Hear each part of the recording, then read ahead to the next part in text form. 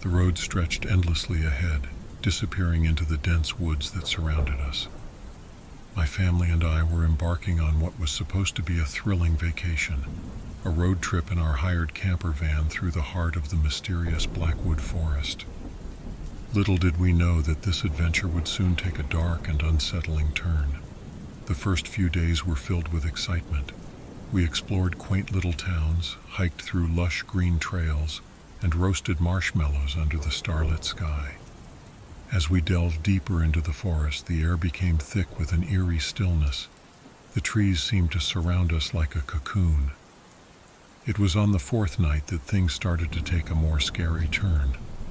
My dad parked our camper van in a secluded clearing, surrounded by ancient trees. It started with my dad tripping over a log and injuring his knee.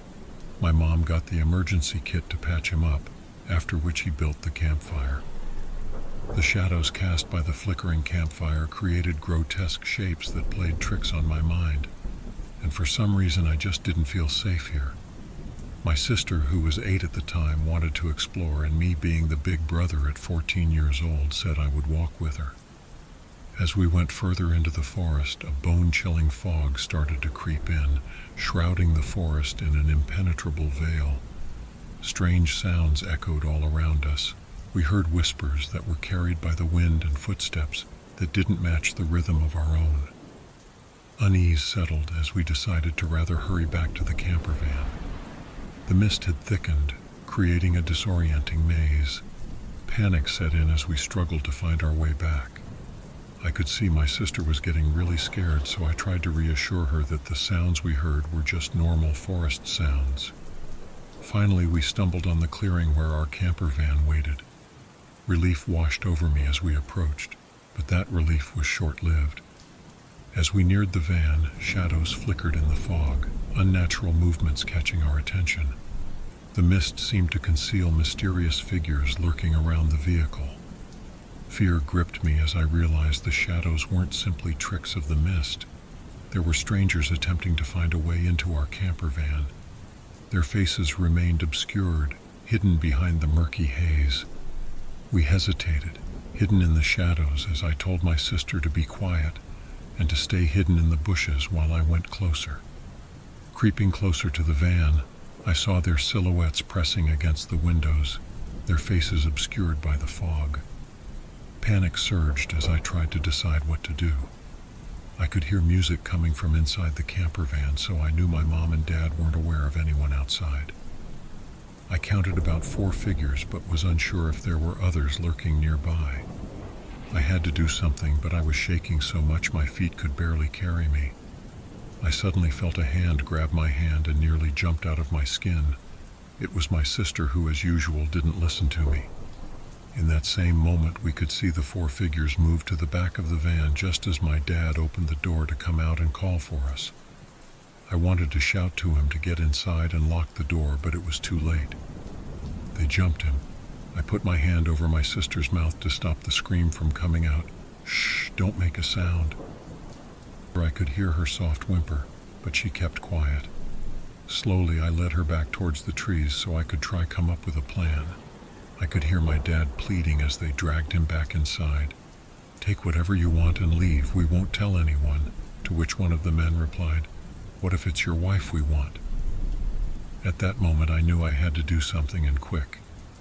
My sister, still wide-eyed and scared, actually gave me an idea.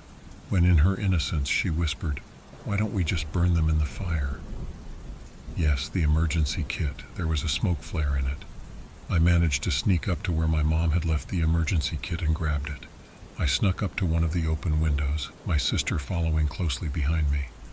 I opened the cap of the flare, pulled the string, and threw the flare in the window. That caused all kinds of mayhem. I could hear screaming as the door to the camper van flew open and the unknown men went running into the forest. We quickly got inside, grabbing the flare and tossing it outside. I untied my dad, and he immediately went to start the van and got us the hell out of there. We drove away from the Blackwood Forest in silence, all traumatized by what had transpired. We never went on a camping trip again.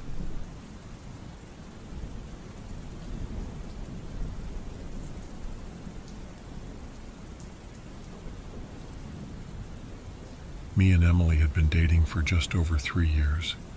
Our relationship was mostly good, but for the past few months things hadn't been going well between us. We were constantly fighting, mostly about me being too busy with work and not spending enough time with her. I work for a tech company and I travel quite a lot, which leaves her alone at home fairly often. I figured a getaway was the perfect way to remove ourselves from the mundane day-to-day life and reconnect.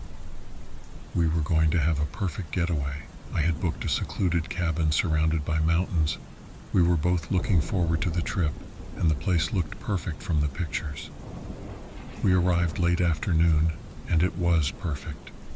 The air was so fresh, and the river nearby made everything peaceful. We were having a blast, laughing and taking in the beauty around us. Over the next 2 days, we explored our surroundings, hiking up the mountains or just sitting quietly by the river. On the third night, the vibe changed. We were busy making dinner when we heard a sound. It was very faint, but it was definitely not a sound that could be from our surroundings. Emily, looking out the window, suddenly went pale. She was spooked and pointed towards the trees. I squinted and saw this guy behind one of them, wearing a mask. He wasn't even trying to hide that well. It didn't stop there. More guys joined in, all wearing masks. They started whistling these eerie tunes that echoed through the mountains. The sounds were getting closer, and panic set in.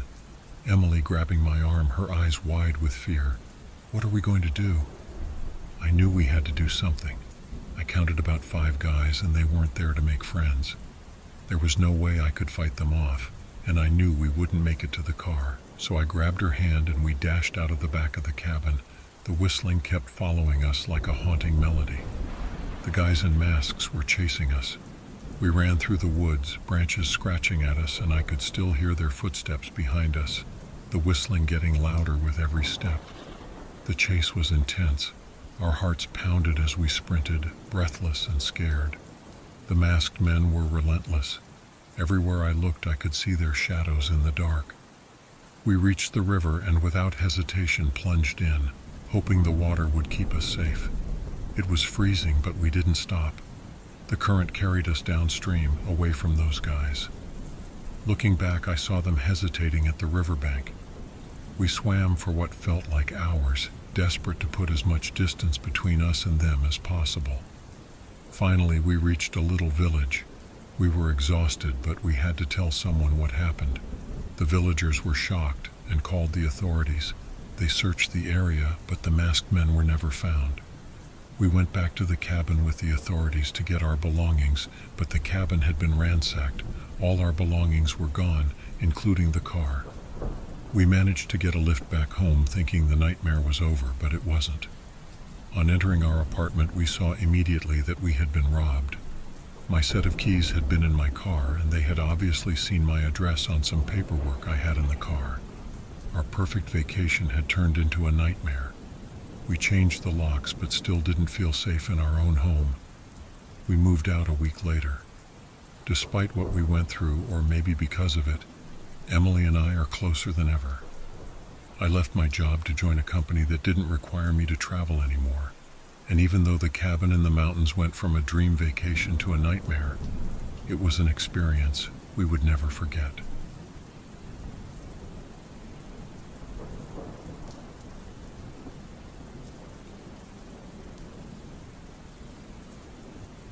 I'd just arrived at a tiny hostel a short journey from Huaraz, after a few days of hiking and camping in the mountains of Peru. It was the only accommodation for miles, was completely empty, and the place was run by a very old but welcoming Peruvian couple. The owners happily greeted us, but also seemed surprised that we'd found them. Later in the evening, I was chatting with one of the owners while cooking some dinner. My Spanish wasn't great, but I recall him saying the words miedo and fantasma, which I knew meant fear and ghost. Unfortunately, I couldn't understand enough to know exactly what he was saying and didn't think much of it. After days of heavy hiking and a bit of altitude sickness, I crashed early, looking forward to the first night in a bed for a while. That's when this officially turned into a scary trip story. I conked out immediately, but then became slightly conscious after hearing noises from outside the room. I remember having a very uneasy feeling and it being cold. I kept on looking up towards the door and noticed it was slightly ajar. Slowly I saw a small figure-like shape sitting by the top of the door with an ominous face looking down on me. I felt rigid, just staring at this figure above the door. By this point I was feeling truly scared. All of a sudden I shot up in my bed, dripping with sweat, and realized that it was just a dream.